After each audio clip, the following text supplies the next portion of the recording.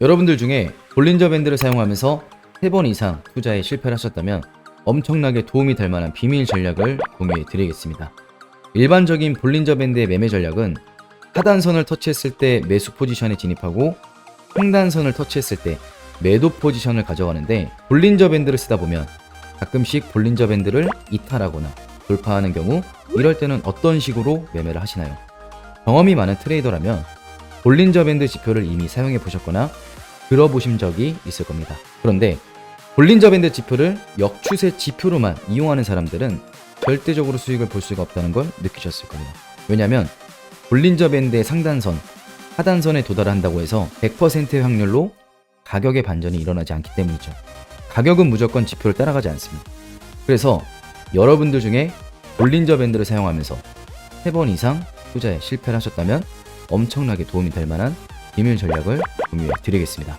먼저 트레이딩뷰나 사용하는 거래소 차트에 가서 지표 탭을 클릭하고 볼린저 밴드를 검색해 줍니다. 트레이딩뷰는 알파벳으로 DB라고 검색을 해도 나오니 참고해 주시고요. 그리고 선을 더블 클릭하면 취향에 맞게 상하단선을 좀 더 선명하게 바꾸셔도 됩니다. 저는 기본 틀을 그대로 냅두고 선명도만 조금 올려서 설정을 해보도록 하겠습니다. 자, 이렇게 되면 볼린저 밴드를 이용해서 매매 돌입할 준비는 전부 끝났습니다. 자, 그러면 바로 실전으로 들어가 보겠습니다. 비밀 전략을 배우기 전에 첫 번째로 알아야 할 부분은 볼린저 밴드의 일반 사용법입니다. 볼린저 밴드 상단선과 하단선, 그리고 중심선 총 3개로 구성이 되어 있으며, 일반적인 사용법으로는 볼린저 밴드의 하단선을 터치했을 때 매수를 합니다. 그리고 가격이 급등하면 볼린저 밴드의 중앙선에서 1차 분할 매도, 그리고 상단선을 터치했을 때는 전량 매도를 하는 게 가장 일반적인 사용법입니다. 볼린저 밴드를 사용하는 이유는 일반적으로 20일 이동평균선 표준편차 2로 설정한 볼린저 밴드는 95%의 확률로 가격이 볼린저 밴드 안에서만 움직입니다. 즉 쉽게 말해 볼린저 밴드 내에서 가격이 벗어날 확률은 5%에 가깝다라는 뜻입니다. 그러나 가장 큰 문제는 그 5%의 확률로 볼린저 밴드를 벗어났을 때 여러분들은 큰 손실을 보게 됩니다. 그런 현상이 여러 번 발생하다 보면 멘탈이 무너지며 이 지표를 더 이상 활용하지 않게 되죠. 다시는 이런 일이 일어나지 않도록 비밀 전략을 가르쳐 드리겠습니다. 가격이 움직임에 따라 볼린저 밴드의 상단선과 하단선이 형성이 되어 결국 시간이 지나면 둘 중 하나의 주요 지지 저항점에 터치를 하게 됩니다. 여기서부터는 많은 사람들이 일반적으로 역추세 매매에 진입을 합니다. 하지만 볼린저 밴드 상단 또는 하단선을 돌파하는 순간이 온다면 이렇게 반대 방향으로 진입한 거래자는 상당한 금액의 손실을 입었을 겁니다. 5%의 확률로 볼린저 밴드의 상하단선을 벗어나는 순간을 레그 현상이라고 부르는데, 우리는 이 5% 확률 구간을 활용해서 큰 수익을 가져갈 수 있는 전략을 배울 겁니다. 예시를 보여드리면 현재 꽤 괜찮은 크기의 몸통 캔들이 볼린저 밴드의 상단을 돌파하는 흐름이 나왔습니다. 이제 발생할 수 있는 시나리오는 총 2가지입니다. 가격이 볼린저 밴드의 상단선 안으로 다시 들어오거나 아니면 레그 현상을 유지하며 상단선을 타고 올라갑니다. 하지만 몸체 대부분이 넘어가지 못한 캔들은 높은 확률로 가격이 풀백되어 다시 밴드 안으로 들어옴과 동시에 손실을 보게 됩니다. 만일 이 돌파 신호에 진입을 했다면 우리는 손실을 봤을 겁니다. 우리가 찾는 캔들은 볼린저 밴드의 내부에서 움직이다가 몸체의 절반 가까이가 볼린저 밴드 밖으로 처음 넘겨준 형태의 캔들을 찾아야 합니다. 다른 예시를 보여드리겠습니다. 볼린저 밴드의 상단선을 절반 가까이 몸통이 돌파한 상태로 마감한 캔들이 나타났습니다. 이것은 이전에 몸통이 나오지 않은 캔들과 달리 매우 강세 신호이므로 우리가 찾던 신호입니다. 이제부터 거래를 고민해 볼 때가 왔습니다. 발생할 수 있는 시나리오는 총 2가지입니다. 여기서부터 가격이 계속 올라가거나 가격은 다시 볼린저 밴드 내부로 들어오며 거짓 돌파로 간주되거나 둘 중에 하나가 됩니다. 우리는 이번 캔들이 완전히 몸통을 넘겨주며 마감을 하는 것을 목격을 했기 때문에 거래에 진입을 할 겁니다.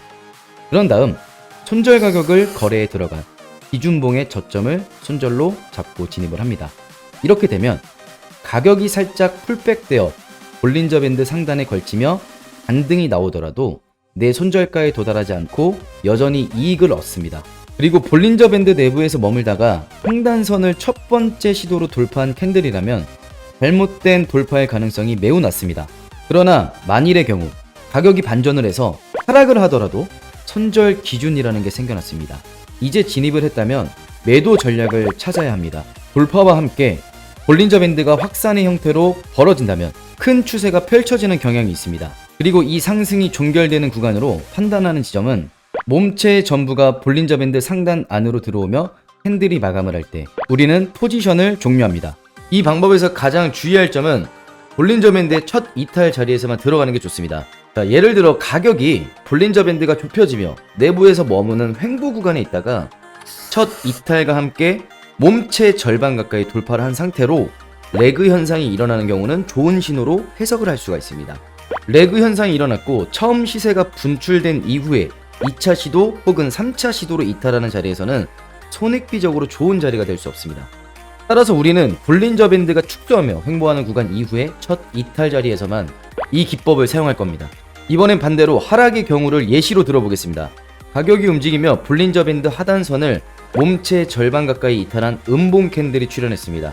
우리는 매우 강세의 하락 신호를 발견했기 때문에 지금의 음봉을 기준봉으로 잡고 숏 포지션에 진입을 합니다. 그리고 이번엔 롱 포지션과 반대로 기준봉의 고점을 손절 가격으로 잡고 어떤 식으로 흘러갈지 기다립니다. 이후의 가격은 볼린저 밴드의 레그를 유지하며 하락을 이어가다가 볼린저 밴드 하단선 안으로 다시 들어왔을 때 하락의 종결 신호로 숏 포지션을 종료합니다. 이 전략을 통해 우리는 큰 추세에 대한 이익을 얻는 방법을 배우게 됐습니다. 이 전략은 한 번만 성공하더라도 엄청난 수익을 거둘 수가 있는 전략입니다.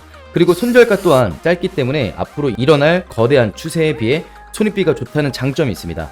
오늘 영상은 일반적인 볼린저 밴드 매매법이 아닌 볼린저 밴드의 첫 돌파, 첫 이탈 자리에서 매매 타점 잡는 방법을 배우게 됐습니다. 볼린저 밴드 매매법에 대한 이해도가 높아지셨거나 도움이 되셨다면 좋아요 버튼만 눌러주시고요. 오늘 영상에서 공유드린 볼린저 밴드 시크릿 전략은 영상 더보기란을 참고해 주시기 바라겠습니다. 시청해 주셔서 감사드리고 다음 영상에서 뵙도록 하겠습니다.